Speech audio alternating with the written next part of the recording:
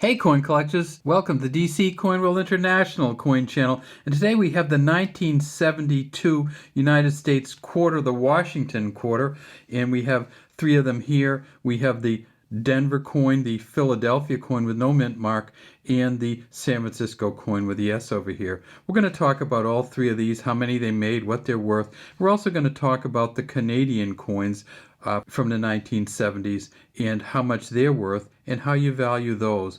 But first, let's just start with this one right here in the center. At Philadelphia in 1972, this is one of the best coins you're ever going to see. In fact, let's take a look at the differences between this coin and the Denver Mint coin. So a lot of times collectors will see one of these coins here when you're first starting out, and you'll say, wow, this is a way better coin than this one. And it turns out that this one over here on the right is probably worth 4 or 5 times as much as the one on the left. The patina that's on here is something that a lot of collectors really value, but also this patina on here hides how much detail this coin has, and the fact that it's not shiny also hides some of that detail. So let's take a look at this.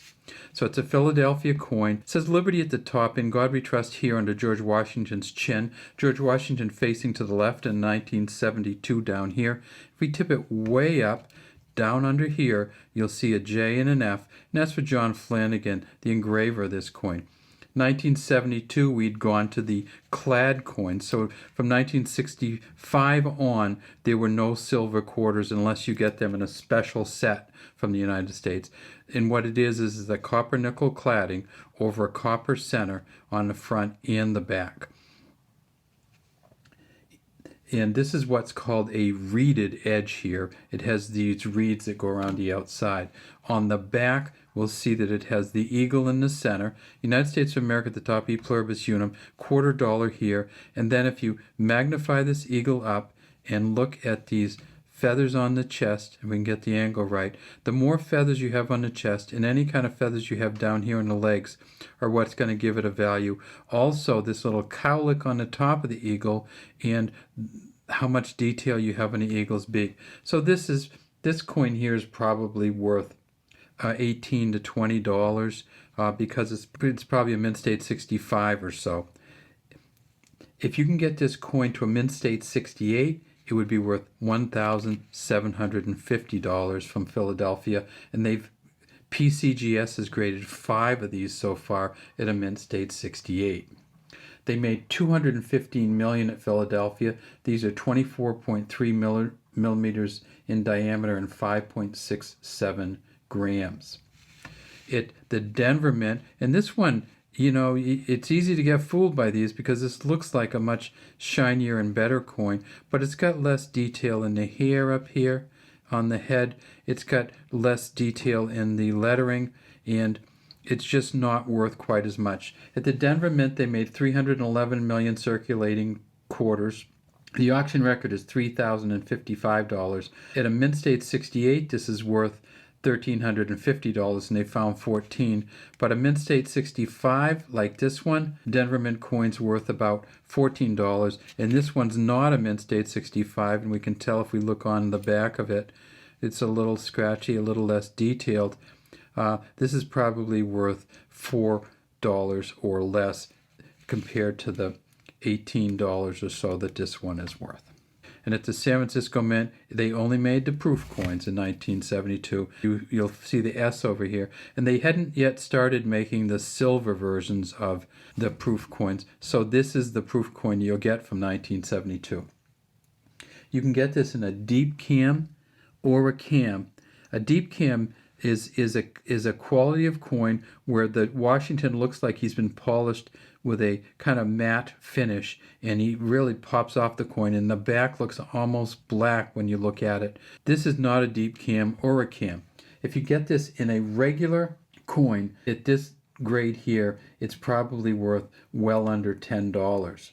If you can get this at a cameo, it used to be worth as much as $1,000+, but they found so many of them at the Proof 69 cameo that they're worth about $12. So this is one of the coins, the 1972S, that you can get it the second highest grade that you can possibly get to a Proof 69. They found 874 of those, and so they're only worth about $12. So if you want to get one of the best coins ever from 72, probably 12 to 15 bucks including shipping, you can get this coin. Now when we look in the back of this coin, you'll see that even though this is a proof coin, it does not have much detail on the back either. And that's par for the course for 1969. Hard to get many chest feathers and almost impossible to get leg feathers even in a proof coin. If you could get this up to a deep cameo, you'd be talking about only be talking about $75 for Proof 69. So these are not, none of the San Francisco Mint coins are hugely valuable unless they're an error coin or there's something else special about them, even though they look really good. They found 332 Proof 69s from the San Francisco Mint out of the 3.3 million that they made. Now, we said we'd talk a little bit about some Canadian coins, and here's a couple Canadian coins from 1970s. In 1968, Canada moved away from the silver quarters because the silver to make them was costing more than a quarter, and they moved to the pure nickel quarters. So this is not a copper nickel clad coin at all. You see it's the same all the way through. If you cut this in half, you'd get all nickel in this. If we get to the back, we'll see this is a 73, and even in 73, Canada had gone to specialty reverses. We didn't really go to any of those until we got to 1999 when we started the state quarter series. And then if we look at this one here, this is just the regular old caribou on the back of the Canadian coins that they had for years and years and years, and still sometimes you'll see some of these caribou coins. 1971, 25 cents here, 25 cents here. This one is the centennial of the Canadian Mounties, so it says 1873 to 1973. If you get a coin from the 1970s, the highest grade coin, say from 1974, is probably going to be worth about $65, unless it's a specific error coin. These coins are magnetic also because they're pure nickel.